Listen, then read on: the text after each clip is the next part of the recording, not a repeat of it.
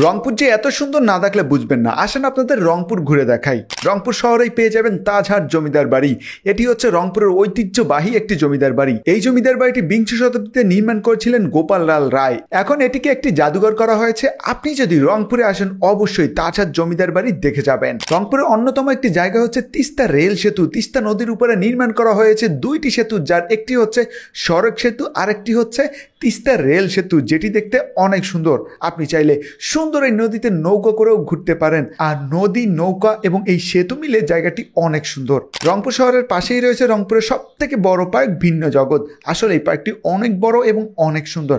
আপনি এখানে বাচ্চাদের এবং বড়দের অনেক রাইড পেয়ে যাবেন। আর এখানে বড় একটি সুইমিং পুল সহ বিশ্বের বড় বড় নিদর্শনগুলো দেখতে পারবেন, যেটি দেখলে আসলেই আপনার অনেক ভালো লাগবে। তাই অবশ্যই রংপুরে আসলে একটি দিন এই সুন্দর পার্কটিতে কাটিয়ে যাবেন।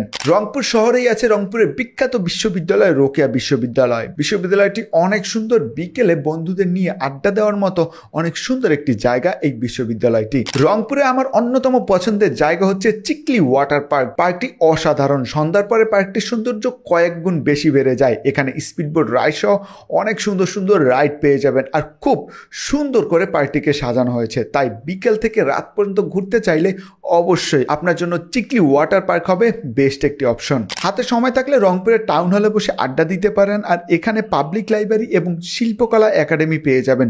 সব মিলিয়ে বেশ ভালো লাগবে আপনার কাছে। বেগম রোকেয়া সাখাওয়াত হোসেনকে কে না চিনে, কারণ ইনি হচ্ছে বাংলাদেশের নারী জাগরণের অগ্রদূত। উনি রংপুরের মিঠাপুর উপজেলায় পায়রাবন্দ নামে একটি স্থানে জন্মগ্রহণ করেছিলেন। এখানে আসলে আপনি ওনার বাসার ধ্বংসাবশেষ দেখতে পারবেন। যারা ইতিহাসকে ভালোবাসেন এসে দেখে যেতে পারেন। রংপুরের অন্যতম বিখ্যাত হচ্ছে রংপুর জিলা স্কুল এবং কারমাইকেল কলেজ, যা অনেক পুরাতন দুটি প্রতিষ্ঠান। সময় থাকলে অবশ্যই গিয়ে দেখে আসবেন। এই ছিল রংপুর জেলার শর্ট ভিডিও। নেক্সট কোন জেলার শর্ট ভিডিও দেখতে চান অবশ্যই কমেন্ট করে জানাবেন।